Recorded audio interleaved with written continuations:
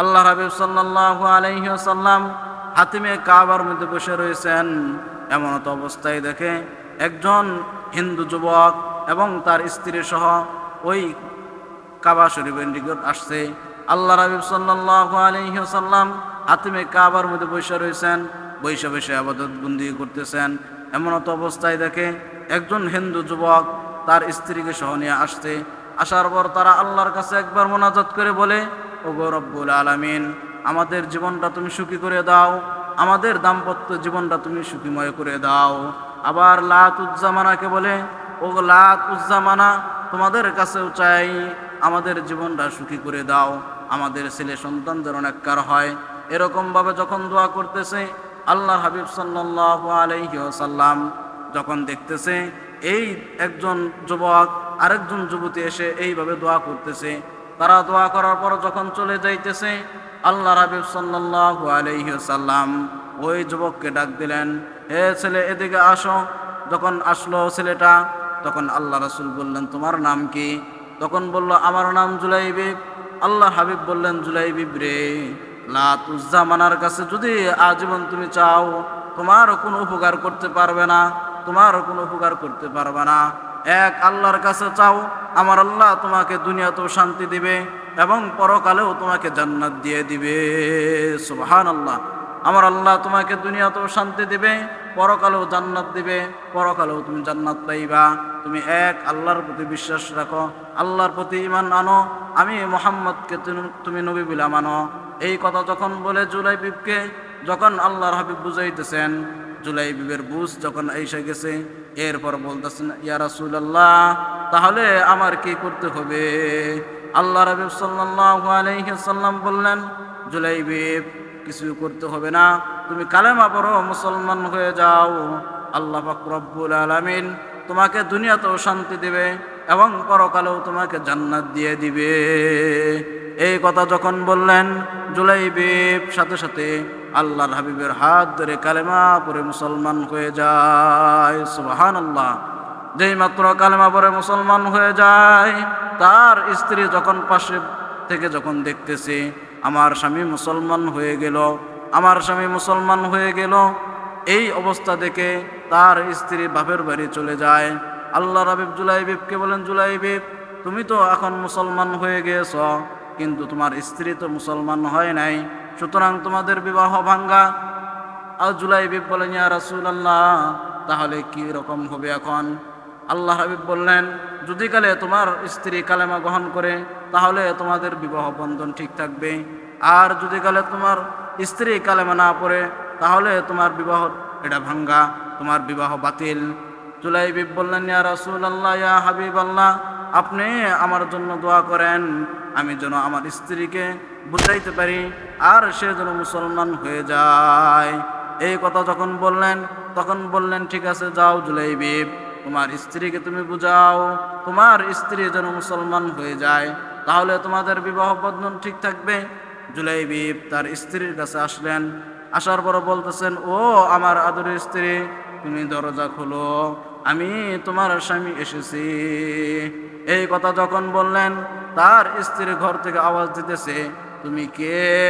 আমি তোমাকে চিনি না, তুমি আমার এখান থেকে বের হয়ে যাও, তুমি আমার স্বামী নও, তুমি এখান থেকে বের হয়ে যাও, তুমি আমার স্বামী না, আমি তোমাকে স্বামী বলে মানি না, তুমি যে মুহাম্মদের ধর্ম গ্রহণ করে ফেলেছ, সুতরাং তুমি এখান থেকে চলে যাও।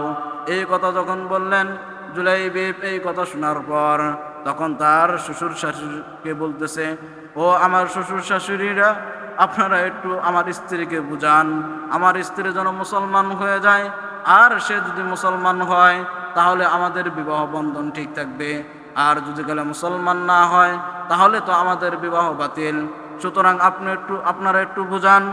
তার জুলাইবিবের শ্বশুর এবং শাশুড়ি বলতেছে, না, তোমার কাছে আমার মেয়ে দিব না, আর আমার মেয়ে তোমার কাছে দিব না, কারণ তুমি যে মুসলমান হয়ে গিয়েছ, তুমি যে মুহাম্মাদের ধর্ম গ্রহণ করে ফেলেছ। এই কথা যখন বললেন, জুলাইবিব তিনি তার বাড়িতে আসলেন। বাড়িতে আসার পর তার পিতামাতাকে বলতেছে, ও আব্বাজান, আম্মাজান, আমি বুঝতে পেরেছি স্ত্রী কতটুকু আপন এবং শ্বশুর শাশুড়ি কতটুকু আপন আমি বুঝতে পেরেছি। পিতা যান ও আম্মা যান, আপনি আপনি আমাকে ঘরে ঢুকতে দেন। তখন তার পিতামাতা বলতেছে, না জুলাইবিব, তুমি কি জন্য মুহাম্মাদের ধর্ম গ্রহণ করলা? কি জন্য তুমি মুসলমান হইলা? আমাদের থেকে কি তুমি পরামর্শ নিলা না? তুমি যে মুসলমান হইছ, আমার বাড়িতে তোমার জায়গা নাই, তুমি চলে যাও। তুমি কোথায় যাবা? এই বাড়িতে তোমার জায়গা হবে না, তুমি এখান থেকে চলে যাও, এখানে তোমার আর কোনো জায়গা নাই। এই কথা যখন বললেন, জুলাইবিব দেখলেন তার স্ত্রী, তার শ্বশুর শাশুড়ি এবং তার পিতামাতাও তাকে গ্রহণ করে না। এই গ্রহণ করে না যখন, তখন জুলাইবিব তখন আসলেন আল্লাহর হাবিবের দরবারে। আল্লাহর হাবিবের দরবারে যখন আসছে, আল্লাহর হাবিব সাল্লাল্লাহু আলাইহি সাল্লাম জুলাইবিবকে বলতেছে, জুলাইবিব, জুলাইবিব, আয় রে, তুই আমার কাছে আয়। আমার আল্লাহ আমাকে জানিয়ে দিয়েছে তুই যে কার কার দরজার নিকট গিয়েছ, তুমি কার কার কাছে গিয়েছ, এটা আমাকে আল্লাহ পাক রব্বুল আলামিন জানিয়ে দিয়েছে। তুমি আসো, আমার কাছে আসো, আমার দরবার তোমার জন্য 24 ঘন্টা খোলা। সুবহানাল্লাহ। আল্লাহ রাব্বি সাল্লাল্লাহু আলাইহি ওয়াসাল্লাম জুলাইবিবকে পাজা মেরে ধরে আর বলে, জুলাইবিব রে, আল্লাহ পাক রব্বুল আলামিন তোমার গুনাহ মাফ করে দিয়ে আল্লাহ পাক রব্বুল আলামিন তোমাকে জান্নাত দিয়ে দিয়েছে। জুলাইবিব বলেন, ইয়া রাসূলুল্লাহ, ইয়া হাবিবাল্লাহ, আমি আমার পিতামাতা হারাইছি, শ্বশুর শাশুড়ি হারাইছি, আমার স্ত্রী হারাইছি, এতে আমার কোনো দুঃখ নাই। আমি যে আপনাকে পেয়ে গেছি, আমি আল্লাহ এবং তার রসুলকে পেয়ে গেছি, আমি আর জীবনে কিছু চাই না। সুবহানাল্লাহ। আলহামদুলিমান কদ্দারা খাইরাও ওয়া খাবালা ওয়া শুকরু লিমান সাওয়ারা হাসনাও ওয়া জামালা লা দিদ্দা ওয়ালা নিদ্দা ওয়ালা হাদ্দা লিমাওলা আল-আনা কামা কানা ওয়া লাম ইয়ালকা জাওয়ালা। আই বাহার করম সদক হুসैन ইবনে আলী কা प्यासा हूँ मुझे शर्बदीदार पिला दो जो लोग के कहलाते हैं सकतरे गली के उन लोगों के दफ्तर मेरा नाम लिखा दो। আল্লাহু আকবার। কিরকম ছিল তাদের অবস্থা? তারা দুনিয়াকে ছেড়ে দিয়েছে। আল্লাহ পাক রব্বুল আলামিন বলেন, ফামান যুহজিহা আনিন নার ওয়া উদখিলাল জান্নাতা ফাকাদ ফাজ। যে ব্যক্তি জাহান্নাম থেকে বেঁচে গেল এবং জান্নাতে প্রবেশ করলো, এই ব্যক্তি হলো সফল। জুলাইবিব স্ত্রী হারাইছে, জুলাইবিব শ্বশুর শাশুড়ি হারাইছে, মা বাবা হারাইছে, আল্লাহ এবং তার রসুলকে পেয়ে গেছে। জুলাইবিব সফল, ঠিক কিনা? এজন্য সাহাবায়ে কেরাম তারা দুনিয়াকে তারা লাথি মেরেছে, তারা পরকালকে তারা আঁকড়িয়ে ধরেছে, পরকালকে তারা আঁকড়িয়ে ধরেছে, তারা সফল হয়েছে। দুনিয়ার জমিনে থাইকেই তারা জান্নাতের টিকিট নিয়ে গেছে, ঠিক কিনা? তারা দুনিয়াতে থাইকেই জান্নাতের টিকিট নিয়ে গিয়েছে। তারা দুনিয়াকে ছোট মনে করতো, দুনিয়াকে তারা কিচ্ছুই মনে করতো না। তারা পরকাল এবং তা আল্লাহ এবং তার রসুলকে তারা মহব্বত করত, যার কারণে দুনিয়ার প্রতি তাদের কোনো লোভ লালসা থাকতো না। আল্লাহ রাব্বি সাল্লাল্লাহু আলাইহি ওয়াসাল্লাম আবু বকরকে বললেন, আবু বকর, আবু বকর, আমার তো হিজরত করতে হবে। আবু বকর মক্কা থেকে মদিনায় যাইতে হবে। আবু বকর, তুমি কি আমার সাথে হইবানি? তুমি কি আমার সাথে যাইবানি? আবু বকর বলেন, ইয়া রাসূলুল্লাহ, ইয়া হাবিবাল্লাহ, আমি আপনার সঙ্গী সাথী হয়ে যাইতে চাই। আবু বকরকে এই কথা বলেছে 6 মাস পর, যখন আল্লাহর হাবিব যখন আবু বকরের যখন বাড়িতে গিয়া দরজার মধ্যে যখন ডাক দিয়েছে রাত্রিবেলায়, আবু বকর, আবু বকর উঠো, মক্কা থেকে এখন মদিনায় যাইতে হবে, হিজরত করতে হবে। যখন যেই মাত্র ডাক দিয়েছে, সাথে সাথে আবু বকর দরজা খুলে দিয়েছে। আল্লাহু আকবার। দরজা খুলে দিয়েছে। আল্লাহর হাবিব বলেন, আবু বকর, তুমি কি ঘুমাও না? তুমি কি ঘুমাও না নাকি? ডাক দেওয়ার মাত্রই তুমি দরজা খুলে দিলে। আল্লাহ আবু বকর রাদিয়াল্লাহু তাআলা আনহু বলেন, ইয়া রাসূলুল্লাহ, ইয়া হাবিবাল্লাহ, আপনি যেদিন আমাকে বলেছেন ওই দিন থেকে আমি আর ঘুমাই না, আমি সজাগ থাকি, আর ভাবি যে কখন মান আপনি এসে ডাক দেন, কখন মান আমাকে আবু বকর বলে ডাক দেন, কখন মনে হয় আপনি হিজরতে যান। এই আমি সবসময় জাগ্রত অবস্থায় থাকি আপনার অপেক্ষা করার জন্য। এই কথা যখন বললেন, তখন আল্লাহর হাবিব বলেন, আবু বকর, চলো, হিজরতে যাইতে হবে। আল্লাহর হাবিব সাল্লাল্লাহু আলাইহি ওয়াসাল্লাম আবু বকরকে নিয়ে হিজরতের জন্য রওনা করলেন। আবু বকরকে নিয়ে যখন যাইতেছে, যাওয়ার পর ওই গারে সুরের মধ্যে অবস্থান করলেন। গারে সুরের মধ্যে যখন গেলেন, তখন আল্লাহর হাবিবকে বললেন, আবু বকর তুমি আগে ঢুকো। আবু বকর আগে ঢুকলেন, ওই গুহার ভিতরে গারে সুরের মধ্যে আগে ঢুকলেন। আবু বকর ঢোকার পর ওই গুহার মধ্যে যতগুলো ছিদ্র ছিল, সকল ছিদ্রগুলো আল্লাহ হাবিব বন্ধ করে দিলেন। তার কাপড় যে ছিল, গায়ের যে কাপড় ছিল, এই কাপড় দিয়া গর্তের মুখগুলো সব বন্ধ করে দিলেন। গর্তের মুখ সব বন্ধ করে দিয়ে একটা গর্ত বন্ধ করার জন্য কোনো কাপড় ছিল না, কোনো কাপড় ছিল না। এই গর্তের মুখের মধ্যে পা দিয়ে রাখছেন। আবু বকর রাদিয়াল্লাহু তাআলা আনহু পা দিয়ে রাখার পর বলতেছেন আল্লাহ রাসূলকে, ইয়া রাসূলুল্লাহ, আপনি এখন গুহায় আসেন। আল্লাহ হাবিব গুহার ভিতরে ঢুকলেন। গুহার ভিতরে ঢুকার পর আল্লাহ হাবিব সাল্লাল্লাহু আলাইহি ওয়াসাল্লাম আবু বকর রানের উপর মাথা রেখে ঘুমাইলেন। আর বললেন, আবু বকর তুমি সজাগ থাইকো, আমি একটু ঘুমাই, আমি একটু বিশ্রাম করি। আবু বকর তুমি সজাগ থাইকো। এই কথা যখন বললেন, এই কথা বলার পর আল্লাহর হাবিব ঘুমাইলেন। আবু বকর রাদিয়াল্লাহু তাআলা আনহু তিনি জাগ্রত রইলেন। আবু বকর জাগ্রত রয়েছে, আল্লাহর হাবিব সাল্লাল্লাহু আলাইহি ওয়াসাল্লাম ঘুমায়। এরকম অবস্থায় আল্লাহ হাবিব ঘুমাইছেন। আর আবু বকর যে গর্তের মুখে যে পা দিয়ে রাখছেন, ওই গর্তের থেকে সাপ গুতা দিতেছে, তার লেজ দিয়ে গুতা দেয়। আবু বকর পাউটা গুছাও, আবু বকর পাউটা গুছাও, আবু বকর পাটা সরাও, আমাকে তুমি আল্লাহর হাবিবকে দেখতে দাও। যে নবীকে দেখলে জাহান্নাম হারাম হয়ে যায়, যে নবীকে দেখলে জান্নাত আবশ্যক হয়ে যায়, তুমি পাটা সরাও। আল্লাহর হাবিব তো ঘুমাইছে, আবু বকর পা দিয়ে রাখছে। আবু বকর কিছুতেই তো পা সরায় না, পাটা দিয়ে আরো চাপ দিয়ে ধরে রইছে। সাপ লেজ দিয়ে গুঁতে দিছে। যে নবীকে দেখলে জাহান্নাম হারাম, এই নবীকে দেখতে দে আবু বকর, এই নবীকে দেখতে দে। আবু বকর কিছুতেই পা সরায় না, আরো চাপ দিয়ে ধরে রইছে, পা তো সরায় না। এক পর্যায়ে সাপ যখন দেখলো নবীজি তো চলে যাবে, আল্লাহর হাবিব তো চলে যাবে, আমি যদি দেখতে না পারি, এই জন্য ওই সাপটা আবু বকরের পায়ের মধ্যে কামড় দিয়ে দিল। যেই মাত্র সাপ আবু বকরের পায়ের মধ্যে সেই মাত্র কামড় দিয়ে দেয় গো, আবু বকর বিষের যন্ত্রণা আর সহ্য করতে পারে না।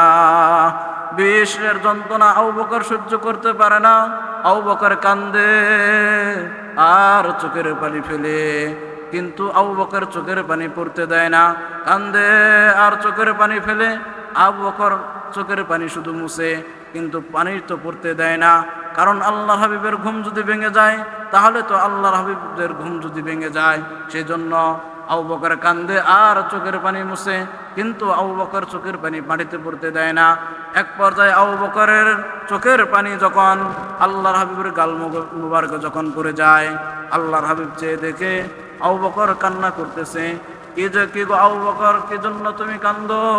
আমি তো তোমাকে জোর করে আনি নাই, আমি তো তোমাকে বলেছিলাম আবু বকর হিজরতে যাইবানি, আমার সাথে তুমি মদিনায় যাইবানি। তুমি এখন বুঝি আমাকে ঘুম পাড়াইয়া তুমি বুঝি মক্কার জন্য কান্দো, তুমি বুঝি তোমার ছেলে এবং সন্তানের জন্য তুমি কান্দো, তোমার স্ত্রীর জন্য, বউ বাচ্চার জন্য তুমি কান্দো, আমাকে তুমি ঘুম পাড়াইয়া বুঝি তুমি মাতৃভূমির জন্য কান্দো। আবু বকর বলেন, ইয়া রাসূলুল্লাহ, ইয়া হাবিবাল্লাহ, খোদার কসম করে বলি, আমি মক্কার জন্য কান্দি না, বউ বাচ্চার জন্য কান্দি না, আমি কান্দেছি এই যে গুহার মুখে পাটা দিয়ে রাখছি, এই গুহার মুখে যে পা দিয়ে রাখছি, দুশ্মন সাপ এসে আমার পায়ের মধ্যে কামড় দিয়েছে, এই সাপের যন্ত্রণা তো আমি আর সহ্য করতে পারি না। যেই মাত্র এই কথা বললেন, আল্লাহর হাবিব বললেন, কোন জায়গায় কামড় দিয়েছে? পাটা সরাও। আবু বকর বলতেন, না ইয়া রাসূলুল্লাহ, দুশ্মন আবার আপনাকে কামড় দিবে। আল্লাহর হাবিব বললেন, এ আবু বকর, সাপ আমাকে কামড় দিবে এটা তুমি কি করে ভাবো? তুমি কি জানো না আমার গায়ে মশা মাছি বসা পর্যন্ত হারাম, আমার গায়ে কোনো মশা মাছি বসতে পারে না। মক্কার কাফেররা, মক্কার বেঈমানরা আমাকে চিনে নাই, কিন্তু গর্তের পিপিলিকা এবং গর্তের সাপ কিন্তু আমাকে চিনে। যেই মাত্র এই কথা বলেছে, আবু বকর পাটা সরাইছে, পা একদম ফুলে গিয়েছে। আল্লাহর হাবিব সাল্লাল্লাহু আলাইহি ওয়াসাল্লাম তার মুখের থুতু লাগাই দিলেন আর আল্লাহর কাছে বললেন, ওগো রব্বুল আলামিন, আবু বকর আমার বাল্য বন্ধু, আবু বকর আমার মক্কার সাথী, আবু বকর আমার হিজরতের সাথী, আবু বকর আমার মরণের পর হবে রওজার সাথী। আল্লাহু আকবার। আবু বকর আমার বাল্য বন্ধু, আবু বকর হলো আমার হিজরতের সাথী, মরার পর হবে আমার রওজার সাথী। আল্লাহ আমার মুখের থুতু লাগাই দিলাম, আবু বকরের পায়ের বিষ তুমি আল্লাহ ভালো করে দাও। যেই মাত্র থুতু আবু বকরের পায়ের মধ্যে লাগাই দেয়, সাথে সাথে আবু বকরের পায়ের বিষ ভালো হয়ে যায়। সুবহানাল্লাহ। আকাশ হতে চাঁদ নেমেছে মা আমিনার কুলে, আধার রাতে ফুটল যেন চাঁদের চেরাগ জ্বলে, চাঁদের চেরাগ জ্বলে। আরে গুলশনে আজ বুলবুলিরা গাইছে শিরিন কালাম, তামাম জাহান জানাই তরে জানাই লাখো সালাম, জানাই লাখো সালাম। আকাশ হতে চাঁদ নেমেছে মা আমিনার কুলে, আধার রাতে উঠল যেন চাঁদের চেরাগ জ্বলে। আল্লাহু আকবার। যেই মাত্র আবু বকর পায়ের মধ্যে যখন থুতু লাগাই দেয়, আবু বকরের বিষ ভালো হয়ে যায়। আল্লাহর হাবিব বললেন, আবু বকর আর পা দিতে হবে না, পা সরাও। কে কামড় দিয়েছে, কেন কামড় দিয়েছে, এর জবাব আমি নেই। তো আবু বকর রাদিয়াল্লাহু তাআলা বলতেছে, হুজুর আবার আমি পাটা দিয়ে রাখি, দুশমন আপনাকে কামড় দিতে পারে। তখন বললেন, পা সরাও, কামড় দিবে না। তো এই কথা বলার পর যখন আবু বকর রাদিয়াল্লাহু তাআলা পা সরাইলেন, তখন বললেন, গর্তের সাপ বের হয়ে আসো, কে আমার আবু বকরকে কামড় দিয়েছে। এই কথা বলার পর গর্তের সাপ যখন বের হলো, 1000 বছরের পুরাতন সাপ, সাপের এরকম চোখের মধ্যে ভ্রু যে থাকে, এই ভ্রুগুলো একদম সাদা হয়ে গিয়েছে। সাপ বের হয়ে বলেন, ইয়া রাসূলুল্লাহ, ইয়া হাবিবাল্লাহ, আসসালাতু আসসালামু আলাইকা ইয়া রাসূলুল্লাহ, আসসালাতু আসসালামু আলাইকা ইয়া হাবিবাল্লাহ। এই কথা বলে সাপ বলে, ইয়া রাসূলুল্লাহ আমার সালাম নিন। আল্লাহর হাবিব বলে, তোর সালাম পরে আমার আবু বকরকে কি জন্য কামড় দিলি, আমার আবু বকরকে কি জন্য কামড় দিছ, এই জবাবটা আগে দেয়, এই জবাব আগে দে। সাপের জবান আল্লাহ পাক রব্বুল আলামিন খুলে দিয়েছে। সুবহানাল্লাহ। সাপ বলেন, ইয়া রাসূলুল্লাহ, আমি আগে কোনো এক নবীর মুখে শুনেছিলাম, আপনি যখন মক্কা থেকে যখন মদিনায় যাবেন, যাওয়ার পর হিজরতের মাঝখানে এই গুহার মধ্যে আপনি আশ্রয় নেবেন। আমি 1000 বছর ধরে আমি এখানেই অবস্থান করতেছি, আমি আপনাকে এক নজর দেখার জন্য। ইয়া রাসূলুল্লাহ, আমি আদার খাইতেও যাই না, আমি এই গর্ত থেকে বের হই না, আমি গুহা থেকে বের হই না, না জানি কোন সময় আপনি এসে যান, না জানি কোন সময় আপনি এসে যান। আমি আদার খাইতেও যাই না, আমি এই যে বিভিন্ন গর্ত করেছি আপনাকে ডান দিক থেকে দেখার জন্য, বাম দিক থেকে দেখার জন্য। কিন্তু আবু বকর এত চালাক, আপনার আবু বকর সবগুলো গর্ত বন্ধ করে দিয়েছে, একটা গর্ত তার মুখে তিনি পা দিয়ে রাখছেন। আমি অনেকবার লেজ দিয়ে গুঁতে দিয়েছি, আবু বকর পাটা সরা, আল্লাহর হাবিবকে একটু দেখতে দাও। কিন্তু আবু বকর কিছুই তো পা সরাইল না। আমি অনেকবার গুঁতো দিয়েছি, আবু বকর তো পা সরায় না। এরপর আমি অপারক হয়ে আমি আবু বকরকে কামড় দিয়েছি। আল্লাহর হাবিব বললেন, সাপ আমাকে না দেখা থাকতি, তারপরও কি জন্য তুমি আবু বকরকে কামড় দিলি, কি জন্য তুই আবু বকরকে কামড় দিলি? ওই সাপ বলতেছেন, ইয়া রাসূলুল্লাহ, ইয়া হাবিবাল্লাহ, আপনাকে দেখলে জাহান্নাম হারাম, এই আশায় আমি কামড় দিয়েছি, এই আশায় আমি কামড় দিয়েছি। আল্লাহর হাবিব বললেন, সাপ আমার আবু বকর কাছে মাফ চাও, আমার আবু বকর জান্নাতে না গেলে কোনো উম্মত জান্নাতে যাবে না। সুবহানাল্লাহ। এরপর সাপ বলেন, আবু বকর আমাকে তুমি মাফ করে দাও। সাপ বলেন, ঠিক আছে মাফ করে দিলাম। আল্লাহর আবু বকর যখন মাফ করে দেয়, আবু বকর রাদিয়াল্লাহু তাআলা আনহু সাপকে মাফ করে দেয়। এই সাপ এটা 1000 বছরের সাপ ছিল, আল্লাহ রাসূল সাল্লাল্লাহু আলাইহি সাল্লাম বললেন, আমার আবু বকর জান্নাতে না গেলে কোনো উম্মত জান্নাতে যাবে না। সেজন্য আল্লামা তরমিজি রহমতুল্লাহি আলাইহি তিনি বলেন যে কাক এবং সাপ এই দুইটার হায়াত আল্লাহ পাক রব্বুল আলামিন অতি লম্বা করে দেয়। অর্থাৎ যদি কালে কোনো আপদ বিপদ না থাকে এরা 1000 বছর পর্যন্ত এরা বাঁচতে পারে। কাক আর সাপ যদি কালে কোনো আপদ বিপদ না থাকে এদের হায়াত আল্লাহ পাক রব্বুল আলামিন 1000 পর্যন্ত নিয়ে যায়। সুবহানাল্লাহ। তো যা কিছু শুনলাম আল্লাহ পাক রব্বুল আলামিন এর উপর আমাদেরকে আমল করার তৌফিক দান করুন। সকলে বলি আমিন।